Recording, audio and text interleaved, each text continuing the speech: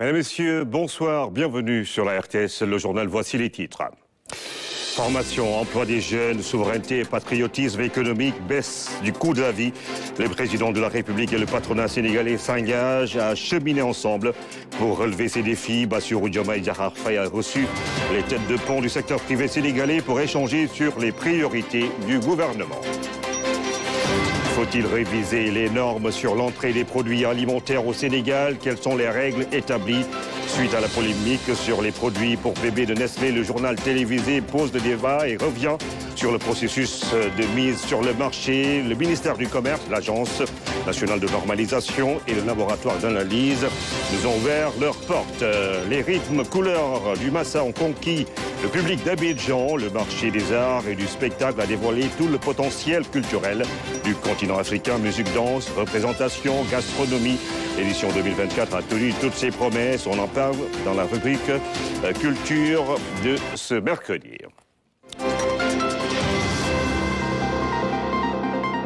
Bienvenue à tous. Le secteur privé sénégalais était hier au Palais. Le président de la République et les leaders des organisations patronales ont échangé sur les priorités de l'heure.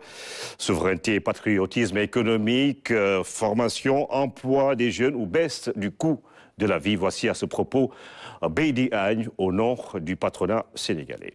La diversité du secteur privé ici présent a félicité le président de la République, l'a félicité avant, et nous tous, dans notre diversité encore, nous sommes très rassurés et très fiers de ce que nous avons entendu du président.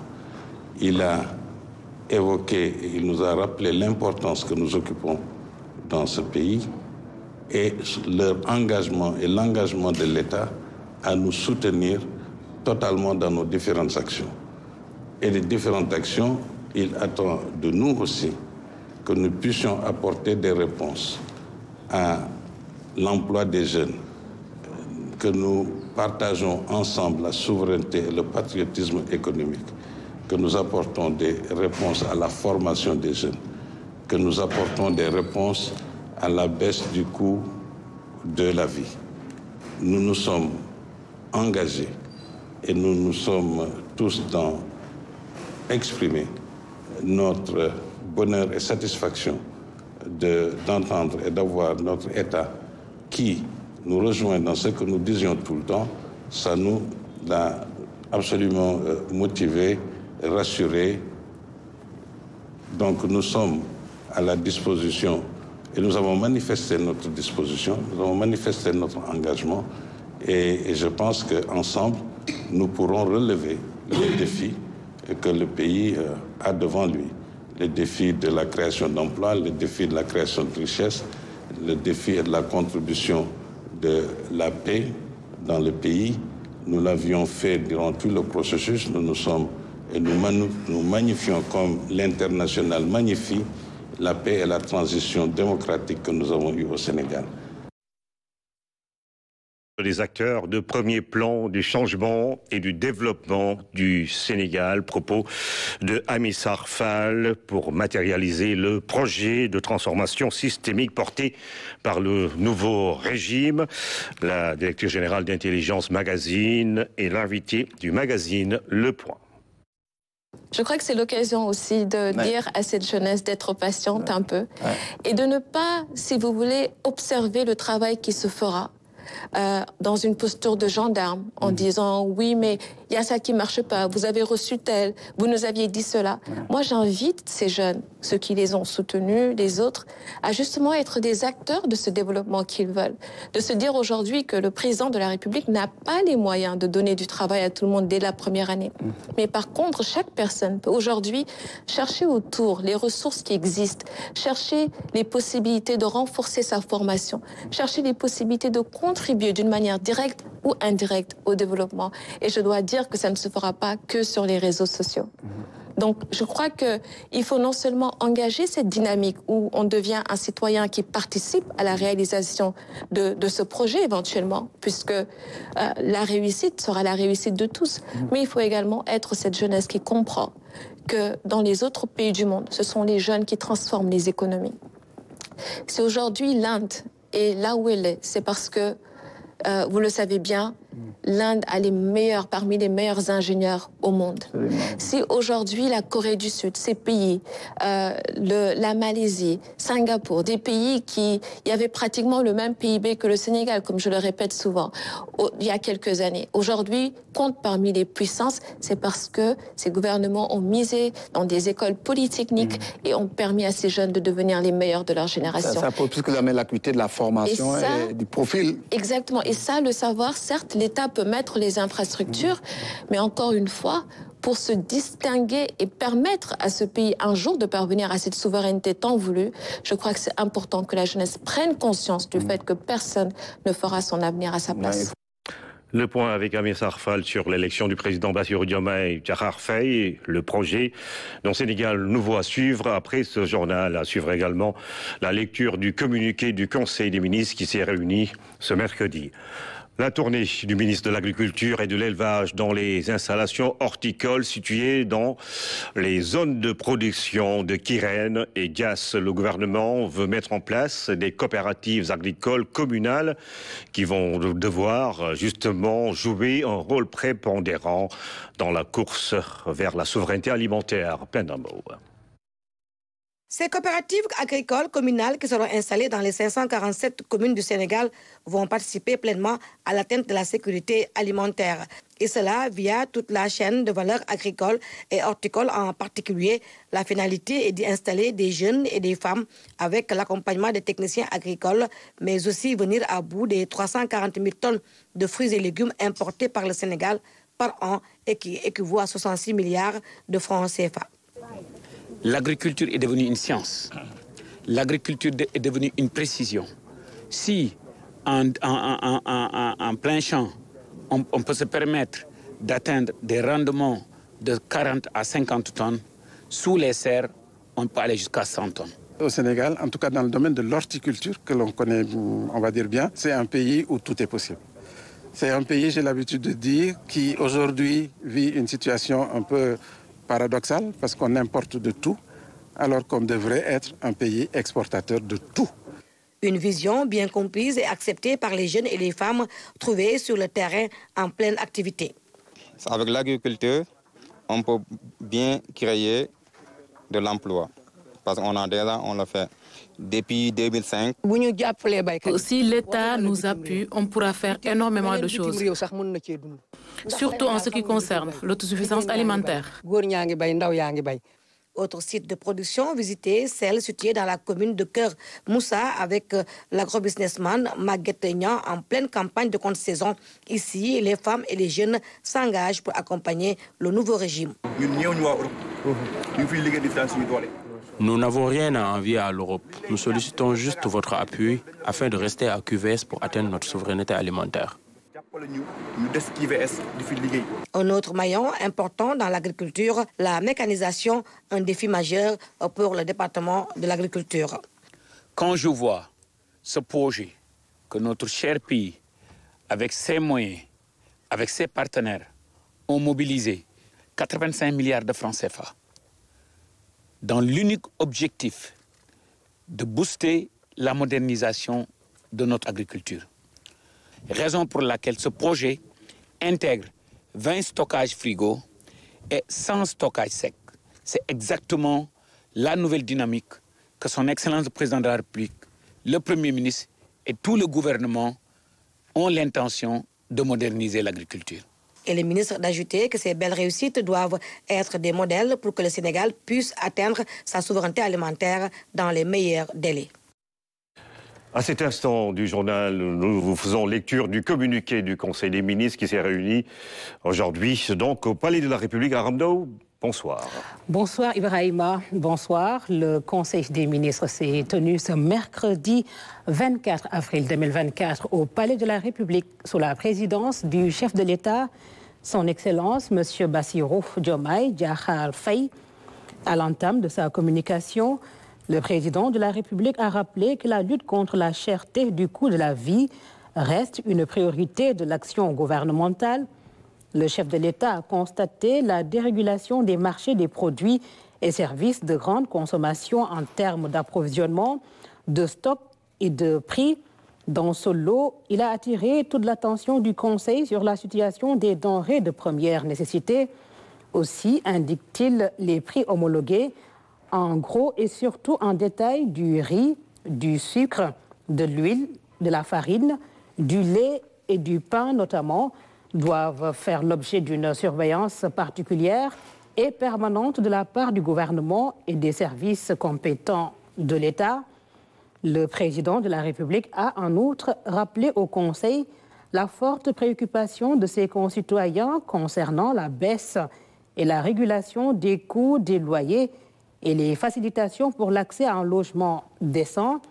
Le chef de l'État a dès lors donné des instructions au Premier ministre, au ministre en charge du commerce et de l'industrie, des finances et du budget et de l'agriculture de lui proposer, avant le 15 mai 2024, un plan d'urgence opérationnel de lutte contre la vie chère, assorti de mesures hardies de baisse des prix des denrées de consommation courante, ainsi que de certains services essentiels. Le président de la République a, dans cette perspective, souligné la nécessité d'impliquer les associations de consommateurs, les industriels et les opérateurs économiques en vue de bâtir des consensus durables dans l'application effective de nouvelles mesures visant l'allègement du coût de la vie pour les ménages. Il a en outre insisté sur l'impératif d'assurer le contrôle permanent des prix sur le terrain et la maîtrise de toute velléité de spéculation, notamment à l'approche des grandes fêtes et événements religieux. Le chef de l'État a, à ce titre, demandé au Premier ministre de mettre en place à la primature un dispositif d'alerte précoce et de suivi des prix et approvisionnement du pays en produits et denrées essentielles. Le président de la République est également revenu sur l'impérieuse nécessité d'assurer un suivi permanent de l'évolution des coûts des loyers, baux à usage d'habitation et commercial, à Dakar et dans les capitales départementales. Le chef de l'État a, au demeurant, invité le ministre de l'Industrie et du Commerce à veiller à la transformation du commerce intérieur, qui passe par la modernisation du commerce de proximité, en l'occurrence les boutiques de quartier, et le développement de stratégies innovantes et efficaces de promotion de la consommation des produits de nos terroirs. Le président de la République, après avoir analysé la conjoncture économique internationale actuelle et ses impacts sur la vie nationale, a invité le gouvernement à engager, dès la prochaine campagne de production agricole, la mise en œuvre de la doctrine de souveraineté alimentaire, DSA, en cohérence avec la nouvelle politique d'industrialisation, de valorisation et de consommation de produits locaux. Le chef de l'État a ainsi demandé au Premier ministre de superviser la nouvelle vision volontariste, endogène et consolidée de nos politiques publiques, dont l'objectif est d'atténuer de manière significative la cherté du coût de la vie et de soutenir durablement l'amélioration du pouvoir d'achat des populations par l'accès à des denrées et produits courants de qualité et à des prix accessibles. Le président de la République a d'ailleurs, sous ce chapitre, donné des instructions au Premier ministre pour accentuer les réformes visant l'amélioration de la concurrence dans ces différents secteurs d'activité et la préservation soutenue des droits des consommateurs. Ensuite, le chef de l'État a beaucoup insisté sur la formation professionnelle et technique, ainsi que l'emploi des jeunes qui demeurent, selon lui, des priorités nationales. À ce sujet, il a demandé au Premier ministre de prendre les mesures idoines visant à mutualiser et optimiser les ressources et interventions de toutes les structures publiques de soutien et de promotion de la formation professionnelle, de l'entrepreneuriat et de l'emploi des jeunes. Il a à cet égard demandé d'harmoniser les bases de données sectorielles relatives aux demandes et offres d'emploi. Le chef de l'État a demandé au Premier ministre et au ministre en charge des Finances, de la formation professionnelle, de l'enseignement supérieur et du travail de procéder dans les meilleurs délais à une revue de l'écosystème des structures moyens d'intervention et offres de formation professionnelle et technique en vue d'améliorer l'allocation des ressources destinées aux cibles de la formation professionnelle et technique. Il a, sur ce point, indiqué l'urgence d'implémenter à la primature un système de suivi des politiques de promotion de l'emploi des jeunes et de veiller à l'insertion professionnelle rapide des jeunes diplômés de l'enseignement en français et en arabe. Le président de la République a également demandé au Premier ministre de veiller à la territorialisation des politiques de formation professionnelle et technique et d'emploi des jeunes. Le chef de l'État a par ailleurs demandé au gouvernement d'engager avec les partenaires sociaux, les centrales syndicales, des travailleurs et le patronat, des concertations régulières pour une trêve sociale. Il a souligné la nécessité de procéder à l'actualisation consensuelle du Code du travail et de la Convention nationale État-employeur. Il a aussi appelé à la tenue, après le 1er mai, de la conférence sociale autour du thème majeur de l'employabilité et l'emploi des jeunes. Le président de la République a, dans le même élan, informé le Conseil des audiences qu'il a accordé le mardi 24 avril 2024 aux responsables des centrales syndicales les plus représentatives et aux dirigeants des organisations du patronat dans le cadre des concertations pour la consolidation de la stabilité sociale et des efforts collectifs de lutte contre la vie chère, la relance de l'économie nationale et la création d'emplois pour les jeunes. Le chef de l'État a aussi demandé au Premier ministre d'assurer avec chaque ministre concerné la coordination du suivi permanent de la prise en charge des doléances et recommandations des partenaires sociaux, centrales syndicales et organisations patronales. Le président de la République s'est également dit particulièrement soucieux du renforcement de la réconciliation nationale. Celle-ci passe, à son avis, par la justice dans le traitement adéquat des cas des victimes des événements de janvier 2021 à février 2024, notamment les familles endeuillées et les blessés. À cet effet, le chef de l'État a demandé au Premier ministre de mettre en place une commission d'indemnisation des victimes des événements de janvier 2021 à février 2024. Ladite commission, indique-t-il, devra s'atteler dans les meilleurs délais à identifier les victimes et procéder à l'évaluation des préjudices subis, ainsi qu'à la prise en charge effective des blessés en cours de traitement. En outre, le Premier ministre devra faire, avec les ministres concernés, le point sur l'état d'avancement de ce dossier prioritaire dans les 15 jours en Conseil des ministres. Au titre de son agenda diplomatique, le président de la République est revenu sur ses visites de travail et d'amitié effectuées en République islamique de Mauritanie et en République de Gambie, successivement les 18 et 20 avril 2024. Le chef de l'État a remercié les présidents Mohamed Ould Cheikh El Razouani et Adama Barrow pour l'accueil exceptionnel et l'hospitalité généreuse qui lui ont été réservés, ainsi qu'aux délégations qui l'accompagnent dans ces deux pays frères. Les travaux très fructueux de l'étape de Nouakchott, a informé le président de la République, ont porté notamment sur le renforcement de la coopération en matière de défense et de sécurité à la frontière face aux menaces transversales que sont le terrorisme, la criminalité transnationale organisée, le trafic international de drogue et d'êtres humains, ainsi que la migration irrégulière, la redynamisation de la coopération en matière de pêche. À cet effet, le président Razouani a assuré que son pays est disposé à partager les ressources halieutiques et prôner un échange d'expériences en matière de gestion de ces ressources. Il a également invité les deux pays à une surveillance maritime commune renforcée pour faire face aux bateaux pilleurs. Le retard noté dans les travaux d'exécution du pont de Rosso, chaque partie étant invitée à lever les goulots d'étranglement. La coopération en matière d'énergie, l'accent a été mis sur le retard de 28 mois des travaux de GTA et la nécessité de constituer un seul bloc uni face à l'opérateur BP pour ne pas décevoir les attentes des populations.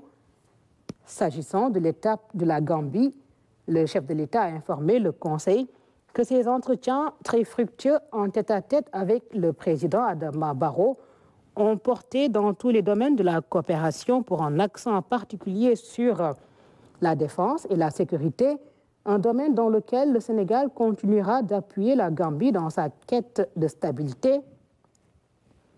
Le renforcement de la lutte contre les actes criminels de coupe et de trafic illicite de bois qui continuent de détruire les forêts respectives des deux pays, la coopération dans le domaine de la pêche, les concertations en vue de consolider les acquis, notamment en termes de facilités accordées aux pêcheurs des deux pays, seront poursuivies. La libre circulation des personnes et des biens, les transports terrestres, aériens et maritimes qui feront l'objet d'un suivi permanent, la hausse de la taxe du ciment en provenance du Sénégal, dont la mesure a été suspendue en attendant la circulaire qui devrait être signée pour la rapporter. Enfin, le président de la République a évoqué l'audience qu'il a accordée à M. Charles Michel, président du Conseil européen, le lundi 22 avril 2024. Dans sa communication au Conseil, le Premier ministre a fait part de l'audience qu'il a accordée à son Excellence Mohamed Julde Diallo, vice-président de la Sierra Leone, le lundi 22 avril 2024, sur instruction de Monsieur le Président de la République. Ensemble, ils ont procédé à la revue des principaux axes de la coopération entre le Sénégal et la Sierra Leone. Ils ont également échangé sur les voies et moyens de sa redynamisation en vue d'offrir plus d'opportunités au secteur privé des deux pays. À cet effet, ils ont convenu de proposer aux deux présidents de la Sierra Leone et du Sénégal la tenue d'une commission mixte avant la fin de l'année 2024. Le Premier ministre a également informé de la conception d'un projet de nouveau référentiel du dialogue social, conforté par les riches échanges tenus respectivement avec les organisations syndicales représentatives et patronales sous la houlette de Monsieur le Président de la République. Ces travaux aboutiront à une gamme de mesures devant permettre une baisse conjoncturelle du prix de denrées de première nécessité et un canevas pour la refondation du dialogue social prenant en compte notamment l'équité salariale, les engagements du gouvernement, la sécurité des emplois et les droits et devoirs syndicaux, conformément aux directives de Monsieur le Président de la République, formulées à l'occasion de la réunion du Conseil des ministres du mardi 9 avril 2024 pour la mise en place effective et rapide des cabinets ministériels et la proposition pour chaque ministère d'une nouvelle organisation rationalisée, ainsi que des nominations conformes d'une part à la réglementation en vigueur et d'autre part aux objectifs sectoriels validés. Le Premier ministre a annoncé la mise à disposition des ministres et secrétaires d'État dès ce jeudi de 3 circulaires. Une circulaire relative à la composition des cabinets des ministres et secrétaires d'État pour rappeler les règles relatives à la constitution des cabinets des ministres et secrétaires d'État ainsi qu'aux fonctions et conditions de nomination de leurs membres. Une circulaire relative aux relations entre les ministres et secrétaires d'État pour préciser les dites relations en vue d'éviter d'éventuels conflits et dysfonctionnements afin d'instaurer au sein du département ministériel une plus grande cohésion et une meilleure cohérence de l'action gouvernementale. Une circulaire relative à l'organisation du travail gouvernemental pour rappeler l'importance de l'organisation et de la méthode dans l'efficacité du travail gouvernemental, programmation, organisation, coordination, contrôle et suivi, évaluation des politiques, projets et programmes. Le Premier ministre a par ailleurs fait part de l'élaboration du plan d'action gouvernementale avec un canevas qui sera mis à la disposition de chaque ministère par circulaire. Cette dernière précisera les actions les plus urgentes à exécuter par les ministères avant le 10 juin 2024, en tenant compte des allocations budgétaires inscrites dans la loi de finances initiale 2024, les actions prioritaires au titre du second semestre de l'année en cours, ainsi que les ressources budgétaires nécessaires, les programmes et projets à l'horizon 2029. L'ensemble de ces informations mises en cohérence sera la trame de la déclaration de politique générale que le Premier ministre présentera à l'Assemblée nationale. S'agissant du travail d'élaboration du document de référence en matière de politique économique et sociale, le projet, le Premier ministre a affirmé qu'il portera exclusivement le sceau de l'expertise sénégalaise et sera achevé au 3e trimestre de l'année 2024. À cet effet, un comité technique restreint sera mis en place à la primature.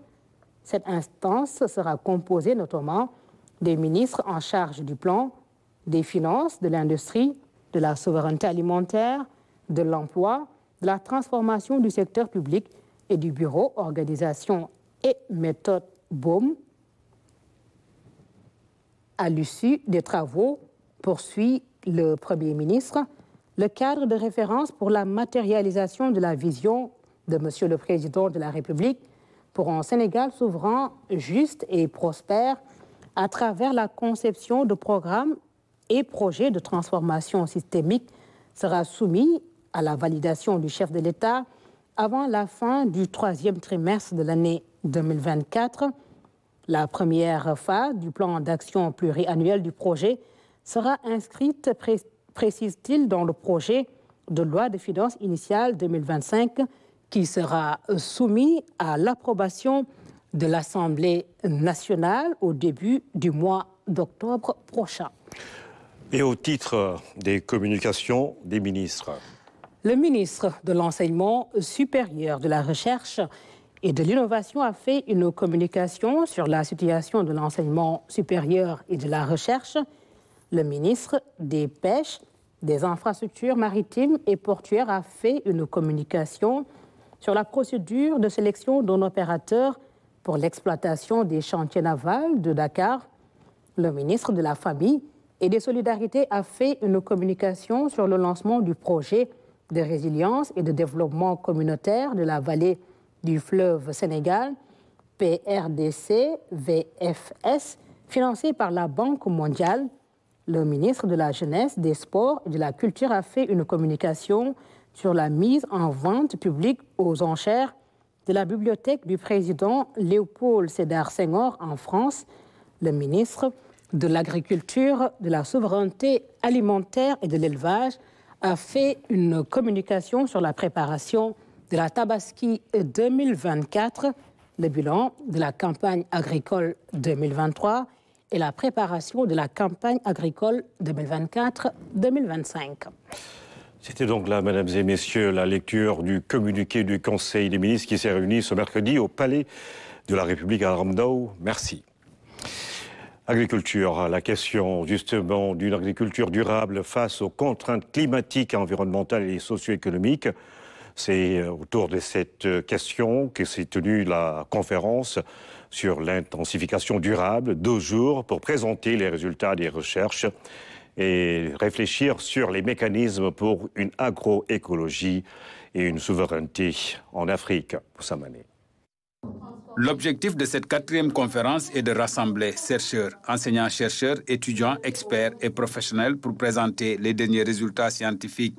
Une occasion pour augmenter la visibilité des travaux de recherche. Nos travaux concernent la question de l'agriculture, donc une agriculture durable, qu'on est maintenant, avec vu les contraintes climatiques, environnementales, socio-économiques, qu'on est obligé de transformer, qu'on est obligé de faire évoluer.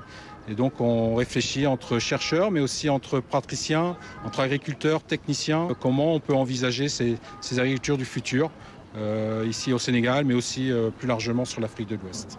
Ces acteurs multidisciplinaires viennent de plusieurs instituts de recherche, des universités nationales et même de la sous-région.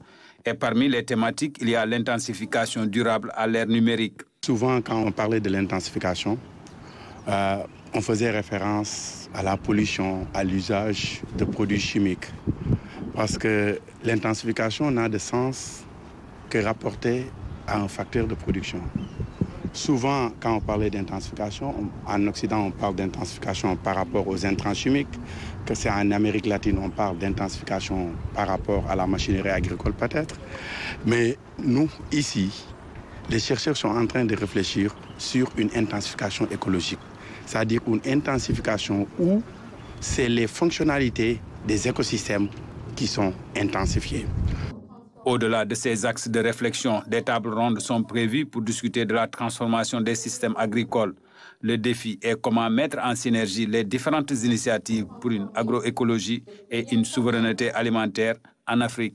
L'agriculture de type conventionnel, tel que ça se faisait, c'était avec un dopage des terres, c'est-à-dire un usage massif d'engrais chimiques, mais également un usage massif de pesticides. Et souvent, dans nos pays, c'est des pesticides qui sont même interdits dans les pays occidentaux, comme le DDT et autres. Donc, le fait de vouloir rendre plus écologique l'agriculture, ça permet également aux écosystèmes d'être plus résilients. Parce qu'à force de doper les sols, à force d'utiliser des produits chimiques, vous tuez la vie dans le sol. Les micro-organismes disparaissent et donc vous tuez la vie dans le sol. Donc, le fait de rendre cette agriculture plus écologique permet également d'avoir une agriculture plus résiliente qui va résister aux chocs exogènes. Les modèles agricoles conventionnels ont pour la plupart montré leurs limites quant à la durabilité environnementale et sociale, d'où le développement de la recherche, l'innovation et l'éducation pour une transition vers la durabilité. L'Université Iba Der Thiam de Thiès, à travers l'UFR Sciences de l'ingénieur, a organisé un grand événement scientifique dénommé les 48 heures du foncier. Foncier et développement durable, c'est le thème de cette rencontre, un événement de dimension nationale et internationale qui a permis aux experts, aux acteurs, mais également les partenaires au développement de réfléchir et d'échanger sur les questions et problématiques liées à la gestion du foncier. Fatimata Banelba. Dans un contexte particulier où la région de Thiès fait l'objet d'une attention particulière avec une forte croissance économique et démographique, le foncier est au cœur des projets et programmes. Ainsi, une réflexion profonde sur le foncier et le développement durable est nécessaire. La sécurisation foncière, les conflits fonciers, la gouvernance et la gestion foncière des collectivités locales, l'accès des jeunes et des femmes à la terre, autant de thèmes qui prouvent la complexité d'un sujet aux enjeux multiples. Avant de décider, il faut savoir. Donc c'est la connaissance du foncier qui pose déjà un problème. Comme nous l'avons dit tout à l'heure, il y a deux niveaux au niveau du foncier. Il y a le domaine national et il y a le domaine immatriculé. Et aujourd'hui, aussi bien au niveau du domaine national que du domaine immatriculé, la connaissance précise de la cartographie du pays pose problème. Donc il y a des zones qui sont très connues et il y a des zones qui sont très peu connues. Et en général, les litiges se passent toujours dans les zones où nous passons des zones connues vers les zones inconnues. Donc ce sont les nouveaux lotissements, c'est des terrains à usage agricole ou pastoral, etc., etc. Et là où nous avons beaucoup de fonciers. La contribution de l'Université Iba Der Thiam est non négligeable dans la gestion foncière. Dans ses projets de recherche, l'université a pu compter sur des partenaires comme la coopération allemande à travers le projet Sensouf GIZ. Les dimensions formation et recherche occupent une place centrale dans cette convention car elles permettent de promouvoir la modernisation durable en matière de gestion foncière au niveau local et la qualité des outils de gestion pour les collectivités territoriales. Aujourd'hui, les autorités locales sont les premiers concernés puisque l'attribution foncière, surtout sur les domaines non immatriculés, passe d'abord par les collectivités locales. Et aujourd'hui, toutes les collectivités locales ont un besoin imminent de connaissance réelle de leur cartographie de la zone. Donc il faut qu'ils sachent quelles sont les limites de leur commune, quelle est la cartographie d'occupation des surfaces dont ils ont la charge. L'UIDT joue également un rôle prépondérant dans la gouvernance foncière avec la formation de nombreux cadres du secteur foncier au Sénégal. Nous avons des formations en techniciens supérieurs, que ce soit en DUT ou en licence, géomètre topographe. Nous avons également des ingénieurs géomètre topographes. Nous avons également des géomaticiens. De l'autre côté, nous avons tout ce qui tourne autour des collectivités territoriales avec des formations en administration et gestion des collectivités territoriales. Nous avons également des formations autour de tout ce qui est économie, gestion du foncier de façon générale. L'Université Iba Der Thiam de Thiès entend bien apporter sa contribution à côté des nombreuses initiatives et actions menées par d'autres entités pour le règlement de la problématique foncière. Les résultats et conclusions de cette rencontre sont attendus par toutes les parties prenantes à ces réflexions, mais également les populations de la région de Thiès pour un développement durable. Et puis plus de 70 participants ont assisté au lancement du projet CADOC. C'est un nouveau programme qui vise à promouvoir une recherche de qualité dans les universités. Sidna Lunfal. Le projet QADOC, un projet qui ambitionne de renforcer les capacités de plusieurs pays afin d'aboutir à une recherche universitaire de qualité. Pour son lancement, universitaires, chercheurs et partenaires se sont réunis à Dakar pour 2 jours d'échange. Nous sommes actuellement à l'ère de l'accréditation et de certification des programmes. Il est important que toutes les formations au sein de nos universités puissent atteindre ces standards internationaux, leur permettant de répondre aux besoins du monde socio-professionnel en termes de qualité dans l'enseignement et dans la formation.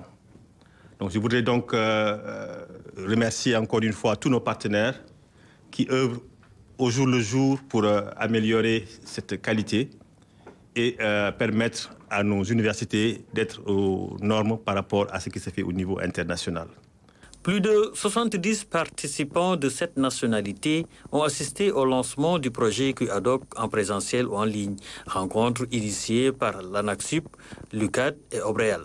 Ce projet est d'autant plus important qu'il est l'un des rares projets structurels sélectionnés pour être financés en Afrique francophone dans le cadre du programme Erasmus+, Capacity Building for Higher Education, donc renforcement des capacités pour l'éducation supérieure. Un projet structurel cherche à avoir un impact politique structurel, au-delà des impacts qu'il aura au niveau des universités. L'ANAQ-Sup, que j'ai l'honneur de diriger, a entamé depuis 2018, avec l'appui des autorités gouvernementales du Sénégal, des démarches et actions en faveur de l'assurance qualité de la recherche et les formations doctorales. Ainsi, différents outils constitués de référentiels et de guides ont été conçus à la suite de plusieurs rencontres avec les acteurs, avec les partenaires et avec d'autres experts du monde de la recherche. La présente réunion de lancement représente donc une occasion pour toutes les parties prenantes de se retrouver et de discuter sur les meilleures pratiques qui favoriseront la réussite du projet. Le Sénégal, la Guinée et la République démocratique du Congo, 3 pays ciblés par le projet QADOC avec l'implication des ministères de l'enseignement supérieur, des agences nationales d'assurance qualité et 2 universités par pays. Dans le même temps, l'université Cheikh Ahmadoul Khadim de Touba et Assam Seck de Ziguinchor se lancent dans un nouveau partenariat. Les domaines ciblés, la recherche, l'agriculture et tout ce qui est service à la communauté. Lamine Touré. L'axe Ziguinchor-Touba, renforcé, les universités Assam Seck et Cheikh Ahmadoul Khadim se donnent la main dans le cadre de ce partenariat élargi. Il s'agit de 2 volets. Il y a le premier volet qui concerne l'enseignement, la recherche et l'administration. Et le second volet, ça concerne tout ce qui est service à la communauté et à la société. Les services à la communauté expliquent d'ailleurs la réorganisation de la carte universitaire du pays. Celle de Touba constitue un cas d'école. Le montage financier de l'université Cheikh Ahmadoul Khadim et son orientation agricole sont des éléments sectoriels qui illustrent ce besoin de coopération. Si je prends le domaine de l'agriculture, nous avons certes des enseignants-chercheurs, mais nous avons vu qu'il se déploie ici des possibilités de création de fermes et l'expérience que Touba a dans ce domaine peut nous inspirer, puisque ce que nous avons au-delà de cet axe de collaboration relevé, c'est qu'il y a un modèle économique de financement des universités qui nous inspire.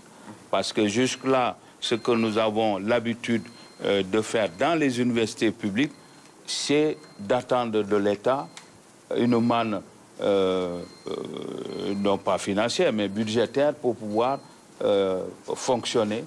Et le fonctionnement tourne autour essentiellement des dépenses de fonctionnement. Donc il n'y a pas possibilité d'investir comme il se doit. Les deux partenaires souhaitent aller vite dans la mise en œuvre de cet accord. Nous voulons que ce soit opérationnel dès maintenant, en essayant de mettre en place des équipes paritaires et dans les domaines qui sont déjà ciblés, nous allons, pour notre part, leur donner une liste de collègues qui peuvent, mais aussi nos jeunes chercheurs. L'Université Assane Seck de Ziguinchor aussi a une expérience à partager. Et ils veulent venir partager avec nous ce qu'ils ont développé comme outil dans tout ce qui est service à la communauté, que ce soit dans le domaine de la santé, dans le domaine de l'analyse du traitement de l'eau et aussi dans le domaine de l'aménagement territorial. Vraiment, nous avons beaucoup de choses à apprendre d'eux. Eux aussi, ils ont beaucoup de choses à apprendre d'expérience de Touba. Cette coopération entre les universités Cheikh Ahmadoul Khadim et Assane Seck permet de sortir des logiques classiques qui ont longtemps structuré la vie des établissements publics d'enseignement supérieur au Sénégal.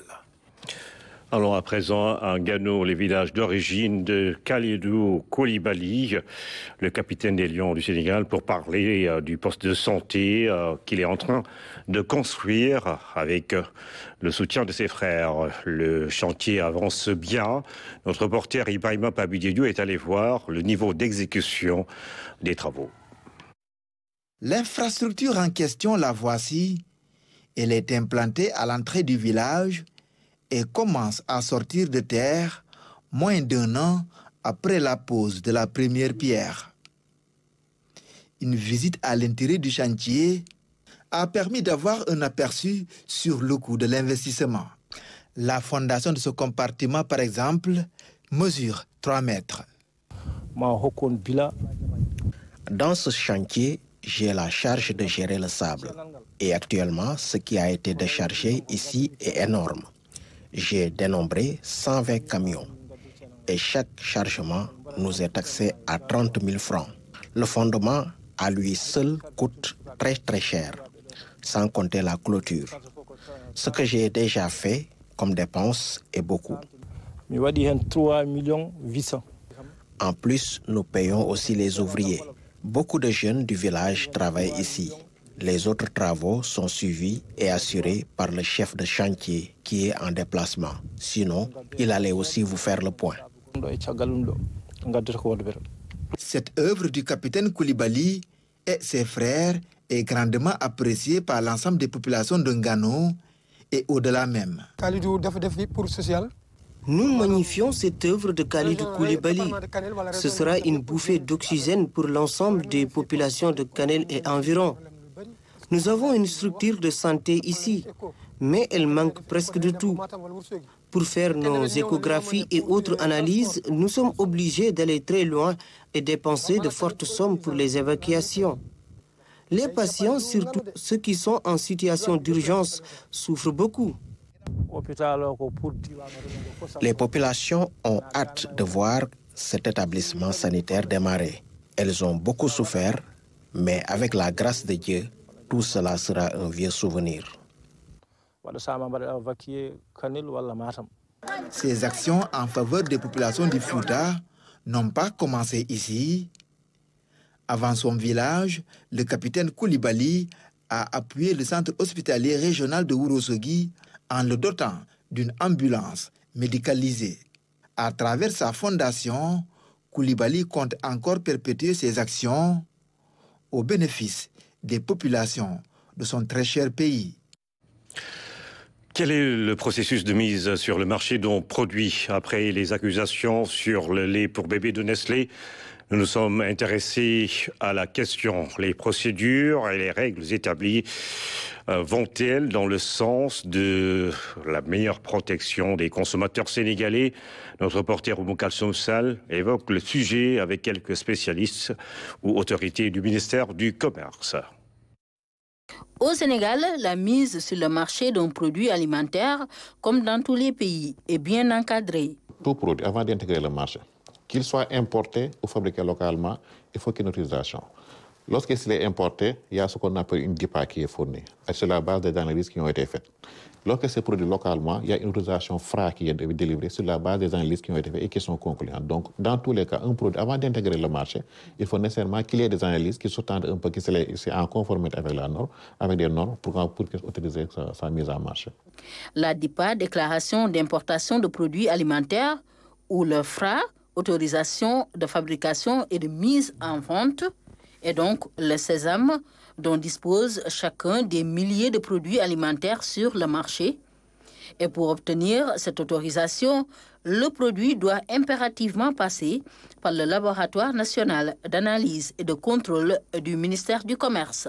Au niveau du ministère, il y a la direction du commerce intérieur qui a une division qui s'appelle la division de la consommation et de la sécurité des consommateurs. Donc, c'est eux qui s'occupent du contrôle. Donc, ils vont sur les marchés. Et aussi, quand un producteur veut le faire, le certificat de mise sur le marché, il va à cette division pour déposer son produit, pour avoir le certificat de mise sur le marché. Ces produits-là sont acheminés au niveau du laboratoire pour qu'on puisse faire les analyses microbiologiques et chimiques pour dire si le produit est apte à la consommation ou non. Le même procédé est requis pour les produits importés. Le laboratoire reçoit entre 800 et 1000 échantillons à analyser chaque mois. Et ici, toutes les dispositions sont prises pour un processus transparent. Quand les échantillons arrivent, il y a les secrétaires qui réceptionnent, qui vont mettre un numéro de codification. Et nous, c'est à partir de ce numéro de codification que nous allons traiter l'échantillon. Ici, un incubateur. Le laboratoire national d'analyse et de contrôle travaille sur un référentiel. Il s'agit d'une réglementation en vigueur pour chaque catégorie de produits, une réglementation qui inclut obligatoirement des normes quand cela concerne des produits alimentaires. Pour certains secteurs stratégiques ou certains secteurs qu'on va dire critiques, si on prend le cas du Sénégal, le gouvernement prend certaines normes et les rend d'application obligatoire. Et dans ce cas, la norme devient ce qu'on appelle un règlement technique. Il y a des normes pratiquement pour tous les produits alimentaires aujourd'hui, en tout cas qu'on voit au Sénégal. Et à côté de ces normes, il y a la réglementation qui est là, qui rend d'application obligatoire certaines de ces normes. Les normes peuvent aussi évoluer. La norme n'est pas figée parce que quand le contexte économique, quand le contexte socio-économique, où la science, l'évolution de la science et la technique dans le secteur considéré évolue, la norme peut évoluer. Ça veut dire que une norme peut être révisée, une norme peut être annulée. Un pays peut s'écarter de la norme internationale, mais dans ce cas, il doit y avoir des spécificités nationales qui doivent motiver cela. Et dans ce cas, quand en tout cas ce sont des normes qui intéressent les échanges internationaux, on doit en notifier l'OMC avec donc les preuves scientifiques que c'est pour des spécificités nationales que nous nous écartons de la norme internationale. Le dispositif de contrôle est donc bien en place. Une autorisation de mise sur le marché n'est jamais définitive, ce qui explique les descentes inopinées des services dédiés dans les marchés et autres lieux de commerce pour des prélèvements destinés à de nouvelles analyses. Après ce reportage de Oumou Kalsoum Sall sur les procédures et règles établies pour la mise sur marché des produits, je vous invite à faire un petit voyage à Abidjan pour le clap de fin du Massa 2024. Le desk culture revient sur cette biennale artistique qui célèbre la créativité et la diversité des cultures africaines. Plus de 350 spectacles en danse, cirque, marionnettes, musique, théâtre, slam, ainsi que des rencontres B2B. Le Massa, c'est une aventure culinaire également pour les milliers de festivaliers venus de tous les coins du monde. Fatou Diouf. Abobo danse avec le zouali, masque traditionnel du peuple gourou. Le Massa éclaté a procuré beaucoup de joie en montrant les différentes cultures du terroir. C'est la deuxième fois que je viens au Massa et c'est vraiment une belle expérience, ça me fait toujours plaisir. C'est la première fois que j'ai l'occasion de venir jusqu'à Abobo pour assister à des spectacles un peu comme celui-ci Et vraiment, je suis émerveillé par le talent et l'aspect spectaculaire et traditionnel. Donc, je voulais voir comment ça se danse les Zaouli. C'est un côté gros. Ils ont chanté, il y a dansé aussi, il y a eu le spectacle. Avec le Massa, c'est tout Abidjan qui bouillonne de créativité. Dans les rues, une scène incroyable attire les festivaliers. Un groupe de femmes, des corps en transe.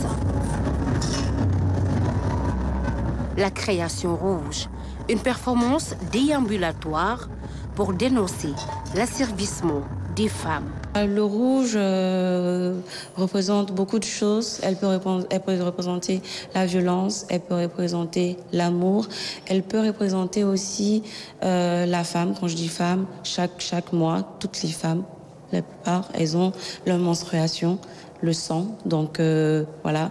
Et le fait d'être cagoulée, en fait, dans ce travail, nous, en fait, c'est pour que toutes les femmes, jeunes filles, femmes ou hommes aussi, parce que c'est pas qu'un combat, disons, qui est réservé qu'aux femmes, hein.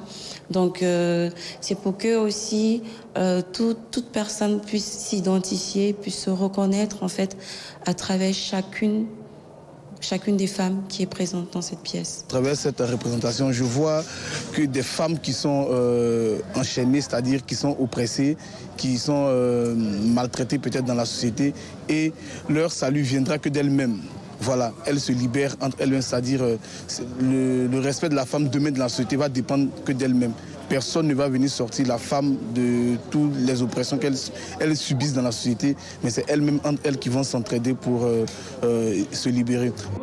Le marché des arts du spectacle d'Abidjan rassemble des milliers de festivaliers venus du monde entier. Des pays comme le Vietnam souhaitent une coopération culturelle avec l'Afrique. Notre relation est de longue date et très traditionnelle, marquée par le rapprochement entre les peuples. Et dans ce sens, le Vietnam souhaite que dans l'avenir du marché de Massa, le Vietnam peut participer à vos activités, à vos manifestations. Cela permet de renforcer davantage le lien entre les deux pays, le lien entre les deux peuples, surtout en matière de culture. Après une bonne dose de spectacles artistiques, c'est l'heure de déguster la gastronomie ivoirienne. Des mets succulents du terroir, cuisinés avec tout un art. C'est des moutons qu'on fait revenir sur de la braise. Les clients, même, ils sont tous européens. Il y a et puis des Ivoiriens aussi, et beaucoup d'étrangers. Moi j'aime varier en fait, donc je prends du poulet, des fois des brochettes, de la tiéké, bien voilà, locaux, riz, et là c'est riz aux champignons et cuisses de poulet, et ça me va très bien, parfois un peu de poisson. Basiquement, ce que j'ai remarqué, c'est que la gastronomie ivoirienne, c'est assez pimenté. Sinon, c'est quasiment les mêmes ingrédients que nous utilisons pour faire notre cuisine. Sinon, la gastronomie ivoirienne est très délicieuse, très intéressante. C'est fini pour la 13e édition du Massa. Plus de 350 spectacles d'artistes venus de 30 pays d'Afrique ont rivalisé de créativité et d'ingéniosité. Danse, théâtre, musique, slam, cirque et marionnettes, ainsi que des rencontres professionnelles. Le Massa est sans doute un carrefour de promotion de la diversité des cultures africaines. Il est originaire de la région de Tambacounda. Il s'est engagé à embellir les rues de sa commune. Cheikhouna Sadibou Dembélé réalise des fresques murales le long du mur du stade régional.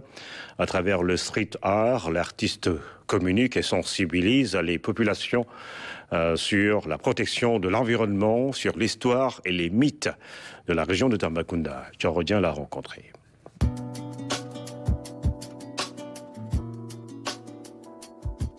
Après avoir sillonné tout le pays, Cheikhouna Sadibou Dembélé, alias Rob, est de retour dans son terroir pour partager son amour pour le graffiti. À travers sa peinture, l'artiste parcourt les rues de la commune de Tambacounda pour leur redonner une nouvelle vie. Ouais, c'est une obsession, c'est une culture, parce qu'il y a plusieurs manières de faire des représentations, de communiquer. Il y a plein de gens qui font des œuvres sur des toiles qui sont destinées au musée, dans des salons. Mais ça, c'est le street art. C'est le street art.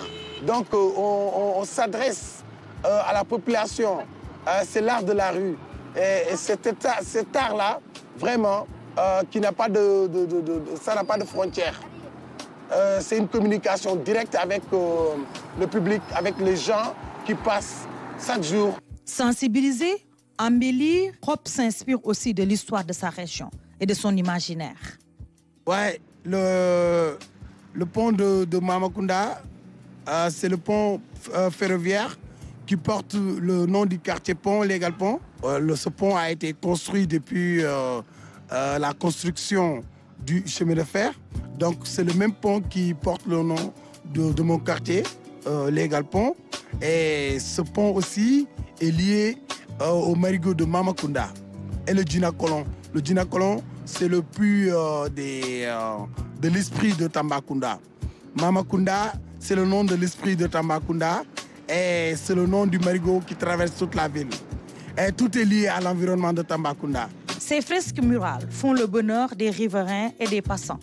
Ils exhortent les collectivités territoriales à soutenir les artistes de la région. Je suis impressionné par le talent de l'artiste. Parce que je ne l'ai pas connu par ce art, mais j'étais vraiment émerveillé. J'ai été vraiment séduit par ses dessins. Et c'est vraiment le lieu de le féliciter, mais de l'encourager. Et solliciter également l'accompagnement des autorités territoriales qui sont là pour accompagner davantage les jeunes. Et surtout les jeunes artistes, parce qu'ils sont en train de faire du bon travail, de belles œuvres ici à Tambacounda. On a fort besoin de ces gens-là qui viennent là pour un petit peu rendre le cadre de vie très, très attrayant. Avant de passer ici, j'avais déjà l'information via les réseaux sociaux, mais je suis encore plus impressionnée en constatant de visu ces images. Ces dessins ont changé et éclairé cette avenue qui mène vers le marché Corona et autres grands lieux de commerce. Après Matam, Cap Skirring est la commune de Tambacounda. Cheikhouna Dembélé poursuit son bonhomme de chemin. Sa prochaine cible, les quartiers périphériques de la commune de Tambacounda.